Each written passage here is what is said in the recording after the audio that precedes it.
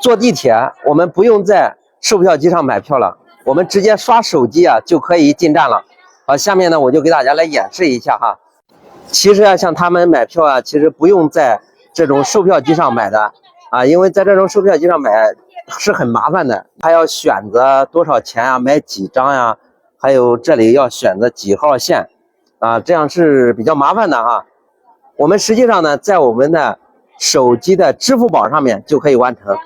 打开支付宝啊，点这里出行，这里选择地铁，它会产生一个二维码，我们凭借这个二维码呀，就可以呢直接进站了，就可以呢坐地铁了。现在我们去试一下哈。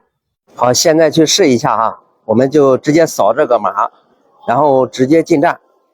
啊，这里啊有一个扫二维码啊，这里呢是刷卡区，有卡刷卡啊，我们是二维码刷这里。哟，还真可以进来了哈。那么刷过之后啊，我手机上呢就是这样显示的，表示已经进站了。但是进站的时候呢，它还不扣费啊，等到出站才能扣费哈。好，现在我们去坐车了。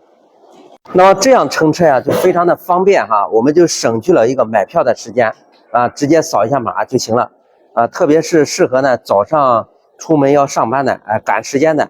那么这个方法呢，说实话，在地铁站呀是一点也不耽误时间。